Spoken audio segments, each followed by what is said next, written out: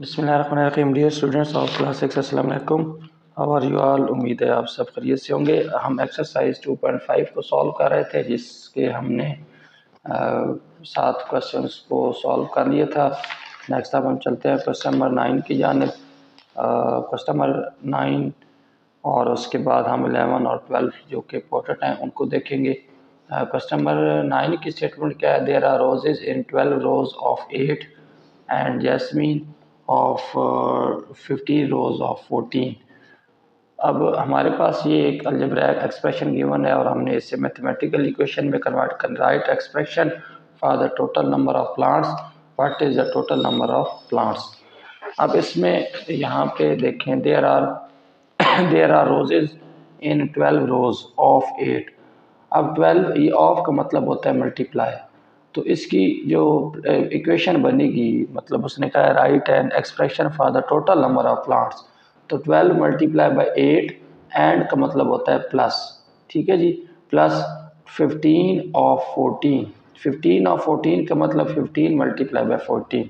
तो part number ए का जो सोल्यूशन बनेगा वो यही बनेगा, 12 मल्टीप्लाई बाई 8 प्लस एंड का मतलब प्लस जैस्मीन ऑफ 15 ऑफ 14, तो 15 ऑफ 14 का मतलब 15 मल्टीप्लाई बाय 14। ठीक है जी। पहले पार्ट था हमारे पास right expression for the total number of plants, तो ये हमारे पास एक्सप्रेशन आ गया। अब इसमें बी पार्ट देखें। बी पार्ट में क्या कहा है? What is the total number of plants. तो टोटल नंबर ऑफ प्लांट्स का मतलब ये है कि हम इनको सॉल्व कर लें, यानी कि 12 multiply by 8 plus 15 multiply by 14। 12 multiply by 8 96 plus इनको हम रफ वर्क में मल्टीप्लाई करके देख लेते हैं। 15 मल्टीप्लाई बाई 14, 15 4 ज़ार 60 आता है यहाँ पे, ठीक है जी, और 15 1 ज़ार 15, तो इस तरह से इसका जो आंसर बनेगा वो 210 बनेगा, ठीक है जी, 210। अब इनको टोटल करें तो I think this will be equal to 306 है। पार्ट नंबर ए था write expression for the total number of plants. हमने जस्ट एक्सप्रेशन रखना है कि टोटल प्लांट्स कितने हैं, तो 12 मल्टीप्लाई बाई 8 प्लस 15 ऑफ 14 का मतलब 15 मल्टीप्लाई बाई 14। बी पार्ट में उसने कहा है कि जी टोटल नंबर ऑफ प्लांट्स कितने हैं, तो आपने इनको सॉल्व करना है और इस तरह से 306 इसका आंसर आ जाएगा। नेक्स्ट क्वेश्चन नंबर 11 बहुत ज़्यादा इंपॉर्टेंट है, जिसमें हमने डिस्ट्रीब्यूटिव प्रॉपर्टी ऑफ मल्टीप्लिकेशन यहाँ पे वेरीफाई करनी है फॉर द प्रोडक्ट्स, ठीक है जी। देन हम क्वेश्चन नंबर 12 को सॉल्व करके अपनी एक्सरसाइज को वाइंड अप करेंगे। इसमें मैं डिस्ट्रीब्यूटिव प्रॉपर्टी को यहाँ पे लिख देता हूँ। यू नो डैट के A multiply by B plus C equal होगा, अब A multiply by B plus A multiply by C. इस प्रॉपर्टी को डिस्ट्रीब्यूटिव प्रॉपर्टी ऑफ मल्टीप्लिकेशन कहा जाता है और इसी को यूज़ करके हमने इसको वेरीफाई करना है, ठीक है जी। पहले हमने लिखना है, राइट का मतलब आप लिखोगे इस तरह, मतलब ये हमने लिख लिया, देन आप वेरीफाई भी करोगे। तो सबसे पहले राइट का मतलब ये होगा कि 251 को हम पहले हम इसकी लेफ्ट हैंड साइड लिख लेते हैं 30 प्लस 1। अब ये प्रॉपर्टी हमें क्या कहती है कि 251 इससे भी मल्टीप्लाई होगा, 251 multiply by 30 plus 251 multiply by 1, ये हमने प्रॉपर्टी लिख ली। अब हम इसको वेरीफाई भी यहीं से करेंगे, मतलब इसका आंसर निकालेंगे और इसका आंसर निकालेंगे, तो दोनों का आंसर सेम आना चाहिए, देन वो वेरीफाई भी हो जाएगी। अब यहाँ पे देखें, सबसे पहले हम ब्रैकेट वाला अमल करते हैं, तो 30 प्लस 1 क्या होता है? 31। अब इसमें हम 251 को 30 से मल्टीप्लाई करेंगे, 251 मल्टीप्लाई बाय 30, तो ये 0 के साथ मल्टीप्लाई होकर 0 में देगा, ठीक है जी। और ये देखिए 3 1 ज़ार 3, 3 5 ज़ार 15, 1 कैरी, 3 2 ज़ार 6, 6 और 1 7। तो इस तरह से इसका जो आंसर बनेगा वो 7530 बनेगा, ठीक हो गया जी। तो यहाँ पे हम क्या लिखेंगे? 7530 प्लस 251 ज़ार 251। अब इसमें देखें, हमें 251 को हम मल्टीप्लाई करेंगे इसके साथ 31 के साथ, ठीक है जी।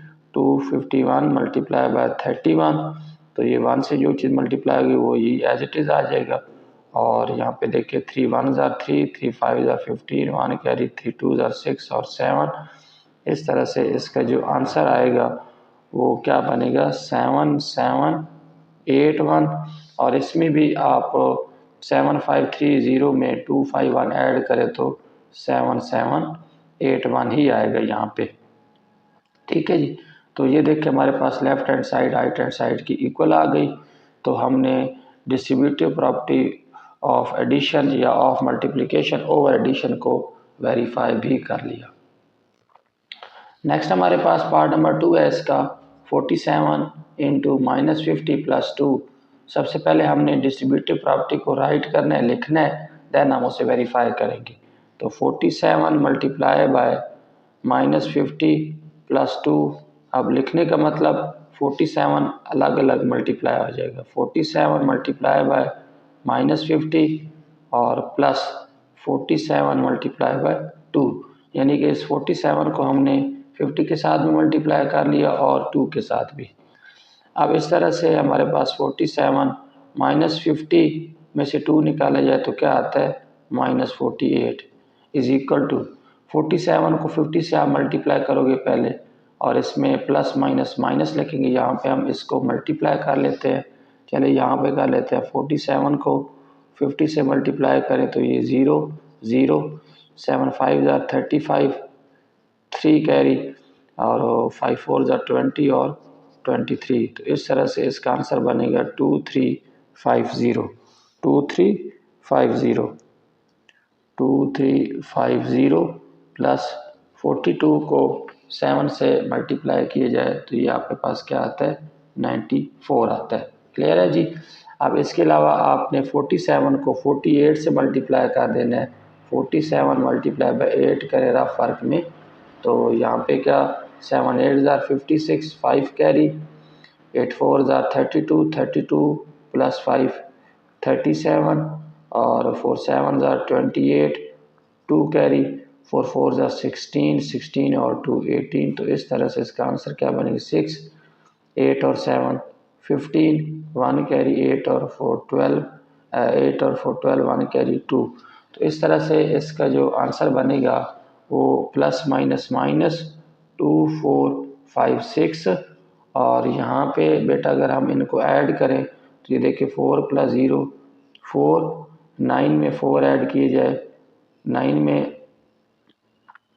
अब इससे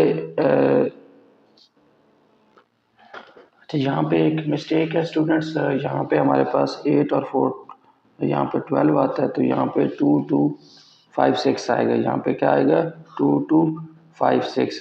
अब हम इनको सॉल्व कर लेते हैं। अब हम जब इनको सॉल्व करेंगे तो यहाँ पे भी हमारे पास 2350 में से जब आप 94 माइनस करेंगे, अब यहाँ पे कैरी जाएगा तो यहाँ पे 6 आ जाएगा। ठीक है जी। नेक्स्ट अब आपके पास उधर से कैरी आया तो 14 में से 9 निकालेंगे, अगेन यहाँ पे 5 आ जाएगा। यहाँ पे 2 का 2 और यहाँ पे भी 2 का 2 और साइन चूँकि बड़ी वैल्यू का होता है तो इस तरह से आपके पास क्या आएगा 2 2 5 6 दोनों साइड इक्वल आ गया। तो ये हमारे पास डिस्ट्रीब्यूटिव प्रॉपर्टी को हमने वेरीफाई कर दिया। इसमें देखें हमने -50 + 2 48 48 को 7 से मल्टीप्लाई किया -2 2 5 6 और इसे मल्टीप्लाई किया 2350 + 94 और इनको जब सॉल्व किए तो -2 2 5 6 और -2 2 5 6 left hand side right equal आ गई तो हमारा क्वेश्चन सॉल्व हो गया।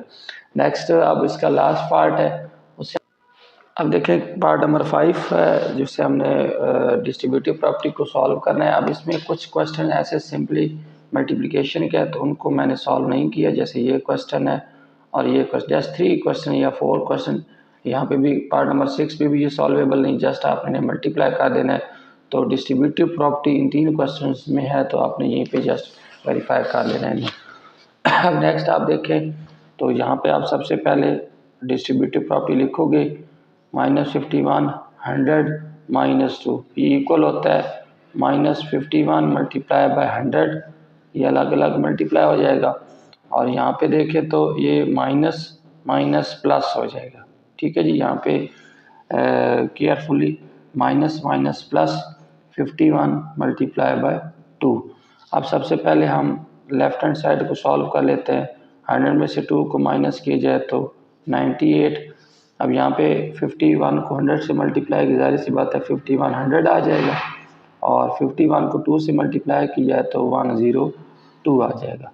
ठीक है जी, 102 आ जाएगा। अब 98 को हम मल्टीप्लाई कर लेते हैं 51 के साथ, तो 1 से जो चीज़ मल्टीप्लाई होती है एज इट इज़, यहाँ पे देखें 5 8 ज़ार 40, 4 कैरी, 9 5 ज़ार 45, 45 और 5 49। ठीक है जी, यहाँ पे देखिए 8 9 4 9। ठीक है जी, तो इस तरह से यहाँ पे इसका आंसर आएगा माइनस में, तो -4998। और जब आप इसमें से -51 में से 100 को माइनस करेंगे तो भी आपके पास ये चीज़ आ जाएगी। और इस तरह से साइन बड़ी वैल्यू का तो left hand side right hand side की इक्वल आ गई। तो ये था हमारे पास part number 5। Next part number question number 12 which is very important for exam point of view. हमारे पास ए बी सी की वैल्यूज़ गिवन है, हमने एसोसिएटिव लॉ ऑफ एडिशन को वेरीफाई करना है और मल्टीप्लिकेशन को भी और डिस्ट्रीब्यूटिव लॉ को भी। तो सबसे पहले हमें पता होना चाहिए कि एसोसिएटिव लॉ ऑफ एडिशन है क्या। सबसे पहले हम क्या लिखेंगे, एसोसिएटिव लॉ ऑफ एडिशन। ठीक है जी, अब एसोसिएटिव लॉ ऑफ एडिशन क्या कहते हैं, A plus B plus C is equal to A plus B, यहाँ पे क्या आ जाएगा प्लस सी। अब इसके मुताबिक हमने इसमें वैल्यूज़ पुट कर देनी है। तो ए की वैल्यू हमारे पास क्या है 4 है, बी की वैल्यू आपके पास 3 है और सी की वैल्यू क्या है -2। ठीक है जी, इसी तरह यहाँ पे भी 4 + 3 और यहाँ पे क्या आ जाएगा -2। अब देखें 4 + 3 में से 2 निकालें 1, और 4 और 3 यहाँ पे क्या आ जाएगा 7, 7 - 2, 4 + 1 क्या होता है 5 होता है, और 7 में से 2 निकालें तो 5। तो यहाँ पे देखें एसोसिएटिव लॉ वेरीफाई हो गया। ठीक है जी, तो ये देखिए 5 = 5, तो आप क्या लिख सकते हो, हैंस वेरीफाई। ठीक है जी, हैंस वेरीफाइड, ये आप लिख सकते हो। नेक्स्ट आपने associative law of multiplication, associative law of multiplication, यहाँ पे आप हेडिंग दोगे मल्टीप्लिकेशन। अब इसमें हमारे पास मल्टीप्लिकेशन में क्या होता है, a × b × c is equal to first 2 पे ब्रैकेट मल्टीप्लाई बाय c। अब इसमें आप सबसे पहले a की वैल्यू 4 और b की वैल्यू 3 मल्टीप्लाई बाय c की value -2 is equal to a × b 4 × 3 multiply by c की वैल्यू -2। अब इसे भी वेरीफाई करना है। सबसे पहले ब्रैकेट में 3 2 ज़ार क्या आएगा -6 आएगा, प्लस माइनस माइनस। इसमें 4 3 ज़ार 12 माइनस यहाँ पे क्या आएगा -2 एज इट इज़ आ जाएगा। अब प्लस माइनस माइनस 6 4 ज़ार क्या होता है 24, प्लस माइनस माइनस 12 2 ज़ार क्या होता है 24। तो यहाँ पे एसोसिएटिव लॉ भी वेरीफाई हो गया, hence verified associative law of multiplication भी आप लिख सकते हो। नेक्स्ट चलते हैं, इसमें उसने कहा कि आप डिस्ट्रीब्यूटिव लॉ को भी वेरीफाई करो, तो let me solve this. Next हमने डिस्ट्रीब्यूटिव लॉ को वेरीफाई करना है, तो डिस्ट्रीब्यूटिव लॉ सबसे पहले हम लिख लेते हैं डिस्ट्रीब्यूटिव लॉ। ठीक है जी, तो डिस्ट्रीब्यूटिव लॉ में हमारे पास क्या होता है, multiplication over addition, a × b + c is equal to a × b + a × c।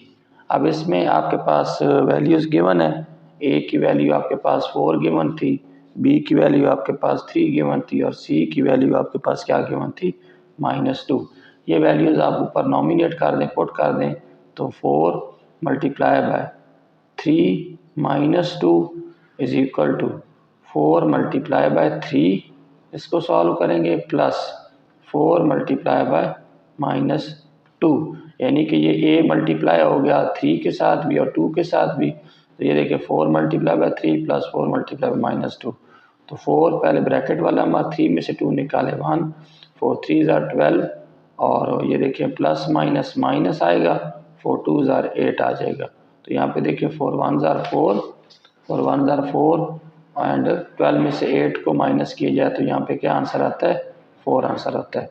तो ये था क्वेश्चन नंबर 12। क्वेश्चन नंबर 12 में हमने प्रॉपर्टीज़ को सेटिस्फाई किया। तो ये था हमारा आज का लेक्चर, जिसमें हमने एक्सरसाइज 2.5 को वाइंड अप किया। इसके अलावा इसकी आखिरी एक्सरसाइज हमारे पास है, जिसे हम नेक्स्ट लेक्चर में वाइंड अप करेंगे। Thank you so much. अल्लाह हाफिज़।